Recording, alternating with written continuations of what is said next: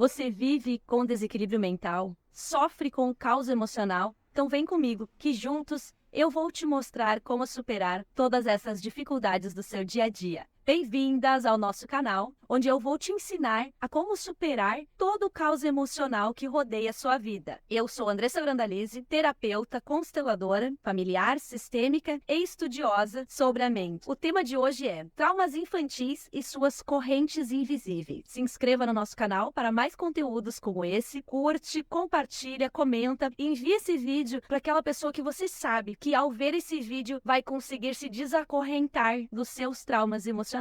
Hoje vamos falar sobre como muitas das situações que a gente passa na infância podem nos acorrentar em ciclos de repetição, de autossabotagem e a uma vida de escassez no nosso inconsciente. É ainda mais assustador para nós, para aquelas pessoas que têm filhos, quando a gente começa a estudar sobre esse assunto, a gente perceber que todos os dias a gente pode estar infringindo traumas aos nossos pequenos, sem ter a mínima percepção disso, porque a criança e o adolescente, eles recebem a nossa comunicação, os nossos gestos, a informação que nós passamos para eles de uma forma muito mais potencializada. Lembrem-se, nós somos os grandes e eles são os pequenos. E vale lembrar que nós também já fomos os pequenos e que passamos por diversas situações que deixaram marcas no nosso inconsciente, no nosso emocional, no nosso campo mental. E essas marcas é que normalmente nos guiam quando estamos no piloto automático. Alguns de nós podem ter passado por situações muito difíceis, violência física, moral,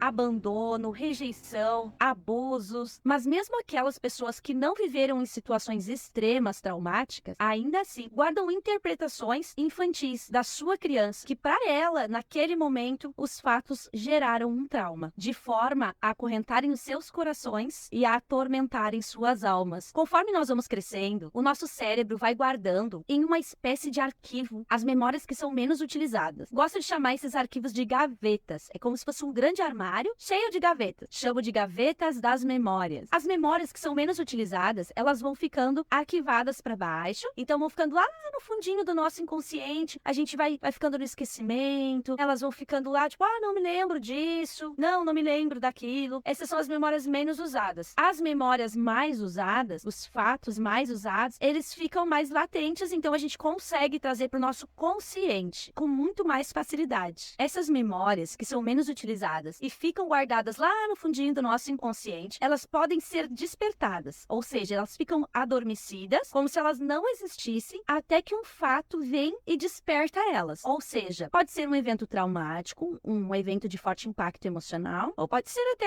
um simples acontecimento do dia a dia. Eu só friso que nem sempre ela vem a memória completa. Às vezes você vem em sentimento, vem um impulso de alguma coisa, depois que tu te dá conta do porquê que tu teve aquele impulso. E às vezes tu nem te dá conta. Quando o nosso cérebro desperta uma memória infantil para fundamentar uma determinada resposta a algum fato que está acontecendo, essa resposta ela vem carregada de emoções e de impulsos. Por serem menos utilizadas, as memórias infantis, que já estão mais distantes, elas ficam adormecidas até que por algum motivo o nosso cérebro precise delas e a desperte. Elas são despertadas através de alguns eventos. Esses eventos podem ser um evento com forte impacto emocional ou simplesmente um evento do seu cotidiano, um evento do seu dia a dia. Quando o nosso cérebro ele desperta uma memória infantil para ser fundamento a uma resposta que ele precisa dar para você em uma determinada situação, essa memória ela vem carregada de emoções conflitantes e impulsiva na maioria das vezes, com aquela energia intensa que a criança interpretou naquele momento onde foi gerado aquela memória. E aí a gente gerou uma resposta automática para aquela determinada situação. E é aí que estão as correntes invisíveis que eu falo. Elas são as mais difíceis de se libertar no psique, pois não as percebemos até que elas venham à tona. Só que, infelizmente, quando elas se mostram, o estrago já foi feito. O grito já foi dado, o choro já saiu, o castigo já foi dado, né? A separação já aconteceu. Então, agora você vai me perguntar, tá, Andressa, mas e como é que eu faço para curar, para ressignificar uma memória que eu nem sei que está lá? Pois é, a maioria das pessoas nem se dá conta que está sendo comandado diariamente por memórias infantis, criando conflitos que não são reais no aqui maligno agora, mas sim que são medos, receios, impactos, sentimentos lá da sua criança. Para exemplificar bem o que eu estou falando e esse assunto, eu vou contar uma história verídica, para que vocês compreendam como funciona esse processo e como pode atingir a vida de vocês diariamente de uma forma muito, muito drástica. A história é sobre um homem que tinha diversos traumas, bloqueios e julgamentos com a sua mãe. Esse homem cresceu em um lar disfuncional, em casa de parentes, sem aquela figura pai, mãe, né, família. Ele sentiu o abandono e a negligência da parte materna e da parte paterna também. Mas nesse ponto a gente vai abordar da parte materna. Nessa forma, ele desenvolveu baixa autoestima para os estudos, para o emprego. Ele não foi ensinado a sonhar, a realizar, a buscar os seus sonhos. Ele aprendeu com a história que ele viveu que a escassez era o natural, era o normal, era o aceitável. Esse homem ele se apaixonou por uma mulher que vinha de uma cultura totalmente diferente. Isso não quer dizer que ela também não tinha os seus traumas. Enfim, todos nós temos traumas e bloqueios, mas os dela eram diferentes. Ela vinha de uma família muito exigente, controladora, apoiadora, despertando nessa mulher traços de personalidade totalmente diferentes. Então ela era muito segura, ela tinha uma boa autoestima, era sonhadora, executora, realizadora, responsável, cuidadora, muito exigente. No início do casamento, tudo era maravilhoso. Eles se completavam em tudo, afinal de contas. As coisas que ela não conseguia fazer, ele fazia, o que ele não conseguia fazer, ela fazia, e a vida foi muito boa. Porém, no segundo ano de casamento, veio o primeiro filho do casal. E quando essa criança nasceu, vieram também as sombras que atormentavam aquele homem, as sombras da infância dele, os medos. Se algum de vocês tiver curiosidade sobre o assunto mais profundo, eu indico um artigo científico de psicologia que se chama Fantasmas no Quarto do Bebê. E ele explica bem essa teoria e essas observações que eu tô fazendo. Esse artigo relata exatamente o processo psíquico em que homens e mulheres vivem quando se tornam pais, ou neste caso, a luta contra esse processo. Quando o primeiro filho desse homem veio ao mundo, vieram também todas as memórias, todas as lembranças, todas as dores que esse homem passou na infância. Neste caso, eram memórias tristes, eram desilusões, ou até ilusões deturpadas. Claro, eu não tô dizendo que a vida dessa pessoa foi só tragédia o tempo inteiro, mas teve muitos traumas e quando as memórias vieram, o que vieram foram esses traumas. Esse homem, ele passou a se relacionar com o filho com tanto amor,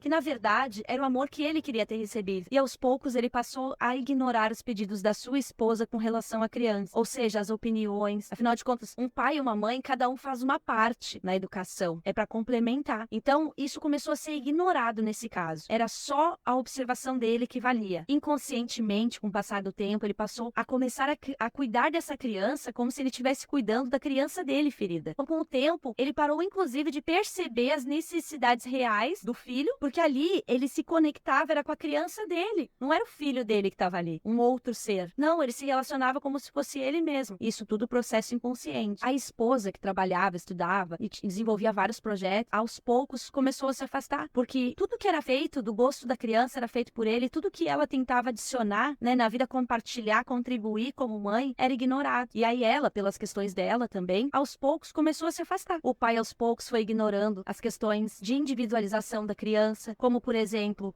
respeitar as idades que as crianças vão crescendo, quando pode escolher roupa, quando pode escovar o cabelo, deixar a criança viver. Não, ele queria cuidar demais dessa criança. A criança aos poucos foi assumindo o papel de um filho perfeito. Então muitas vezes, apesar de não querer algo, ele não verbalizava e nem enfrentava o pai. Ele simplesmente foi aceitando aquele amor e aquele cuidado, mesmo quando aquilo não condizia com o que ele sentia. Ou seja, ele se tornou o filhinho do papai e fazia tudo para agradar o pai. Os anos foram passando, os conflitos foram vindo, e essa criança com 6 anos acreditava que a mãe não a amava. E a partir daí é que você percebe. Essa criança tinha uma mãe. A mãe estava presente diariamente, mas toda a dor do pai, todo o envolvimento, falta de imposição da mãe, fez com que a criança, que tinha pai e mãe presentes, com 6 anos, acreditasse que a mãe não a amava. Ou seja, estava repetindo o mesmo ciclo de abandono da maternidade que o pai viveu, mesmo sem ser um abandono real. O marido julgava sua esposa dia após dia, com tudo que ela fazia. Com relação à educação, às regras, gostos, valores, ela não conseguia acrescentar nada na educação do filho. Mas a verdade é que cada vez que ele se impunha contra a esposa em prol do que ele achava certo para a criança, do que ele achava que era correto com relação à educação, na verdade, ele estava se impondo, era contra a sua mãe e contra a sua própria história, sem perceber. Então vocês percebam como, se a gente não olha para nossa história, a gente pode forçar ela a se repetir, mesmo que a gente não queira. Uma pessoa que não olha para sua história, para os seus traumas, será inevitavelmente comandado pelas suas dores e nem perceberá que está destruindo o seu presente adolescente, a sua chance de construir o que você é capaz como um adulto, em detrimento da sua história lá de trás e do que você passou como criança. Esse homem, na ânsia de curar suas dores, a sua história, ele acorrentou a sua própria dor, a sua própria história, as pessoas que ele mais amava, uma vez que todas essas dores e memórias geravam desconfortos diários na vida do casal, na vida da criança. E se você parar para analisar mesmo, você vai ver que tudo tem a ver com essa criança dele ferida. Aí você me pergunta, mas Andressa, como é que eu vou saber se os conflitos que eu vivo no meu dia a dia estão ligados a essas memórias infantis, a essas tais correntes invisíveis que foram geradas pelos meus traumas de infância? O primeiro fato a se observar quando tem um conflito, ou quando algum fato, um comportamento, ou uma pessoa nos incomoda, é se esse fato é de fato real. Se é real ou se a gente está com o sentimento carregado de algo que não está presente no fato. Sim, é muito importante esta pergunta. Por quê? Porque, como eu já disse, as nossas respostas às situações, elas são todas fundamentadas em memórias pré-existentes. Então,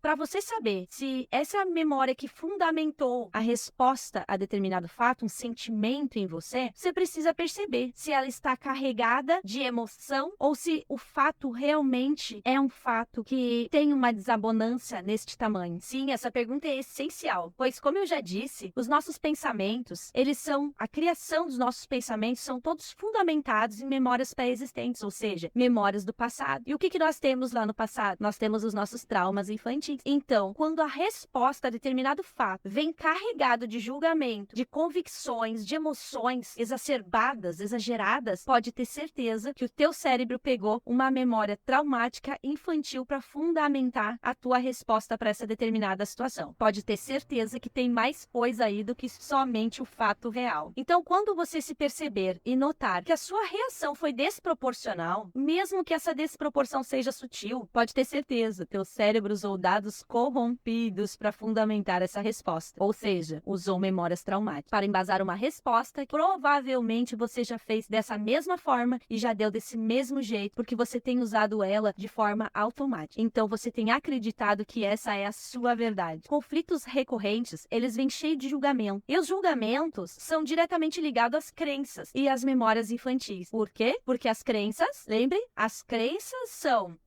verdades que foram nos apresentadas durante o nosso desenvolvimento, durante a nossa infância e adolescência. Um bom exemplo para ter clareza sobre esses movimentos repetitivos é anotar. Comece a se perceber. Anote quais são os fatos e os movimentos que mais mexem contigo, que mais te geram julgamento, que mais te deixa irritado, que mais te gera um conflito, desconforto. Aí, claro, né? Comece por você. Não adianta a gente ficar analisando o outro. Eu sei que a vontade é grande e até podemos, mas a cura, ela é de dentro e para fora. Se pergunte, por que esse fato, essa crença, isso que o outro está dizendo, como ele está agindo, me causa um desconforto? Por que isso me irrita? E comece a anotar. Esse não é um processo instantâneo, mas conforme você for puxando a sua memória, for escrevendo, for pensando, for trabalhando isso, você vai achar as respostas da sua criança interior. E o porquê que a tua criança interior é que toma conta, toma as rédeas da tua emoção em determinadas situações, com determinadas pessoas. Então veja, é preciso olhar para essa criança, é preciso olhar para as dores dessa criança, para os traumas, para os anseios dela, para que, sabendo disso, tendo consciência disso, o adulto que existe em você e que é quem você é, possa governar a sua vida e fazer as suas próprias escolhas, sem que a criança interior interfira. Sabemos que no dia a dia estamos todas atarefar, com muitos compromissos, demandas. Então separe 5 minutos por dia para fazer esse exercício. Se não conseguir separar 1 hora no mesmo momento, quando você se lembrar, anote. Anote, não deixe o momento passar. O ideal é, durante 5 minutos por dia, em algum momento, você parar, fazer uma reflexão do seu dia e anotar quais foram as situações que te trouxeram desconforto, que deixaram seus sentimentos à flor da pele, que te deixaram com vontade de se rasgar no meio. Assim também como fazer uma lista de pessoas que colaboram para o seu desequilíbrio emocional. Sabe aquela pessoa que parece que qualquer coisa que ela fala te explode? Liga o teu interruptor? Então, fazer uma lista também. porque ali tem alguma coisa. Às vezes não é a pessoa, mas sim quem essa pessoa te lembra lá na tua memória inconsciente. O que essa pessoa faz que te lembra algo que você viveu. Então faça essa análise, perceba cada sentimento que vem, quem são as pessoas que mexem com o seu emocional, cada julgamento que vem em você e se pergunte, por que eu estou sentindo isso? Olhe para dentro e perceba com qual situação, fato ou pessoa da sua história você está se relacionando através dos fatos que aconteceram hoje. E quando você descobrir, entenda, o processo de cura está lá na sua história. O fato de hoje, o seu sentimento de hoje, a sua desconstrução de hoje é só um eco daquele fato que está lá atrás. Espero que depois dessa história, muitas de vocês possam se autoanalisar, possam perceber o quanto podem melhorar as suas vidas apenas promovendo seu autoconhecimento. E o principal, o quanto você tem o poder de se libertar desse caos emocional, tomando para si o poder da sua vida, a governança da sua vida, sem deixar que o seu passado comande o seu presente, mesmo que no inconsciente. Que vocês possam se tornar protagonistas da sua história, da história de vida que você escolheu viver, e não apenas coadjuvante da história do que aconteceu contigo. As mudanças não são fáceis. Cada um de nós tem o seu próprio tempo e sua própria velocidade para fazer as mudanças em sua vida. Mas o mais importante é começar. Decidir que não quer mais viver no caos emocional. Idealizar qual é a forma que você quer viver de agora para frente. Feliz, alegre, plena, leve, sem culpa, grata, seja ela qual for, você está no caminho certo. Pois é nos conhecendo e conhecendo a nossa história que nós ganhamos força para fazer as nossas escolhas de forma consciente, para assim governar a nossa vida e ser protagonista da nossa história. Então me conta aqui nos comentários o que você está achando desse conteúdo. Deixa o teu like, te inscreve no meu canal. Siga nas redes vizinhas para mais conteúdo. E o mais importante, envie esse vídeo para aquela amiga, aquela que você percebe que está acorrentada, que está vivendo acorrentada e atormentada no seu passado. Vai ajudar muito ela.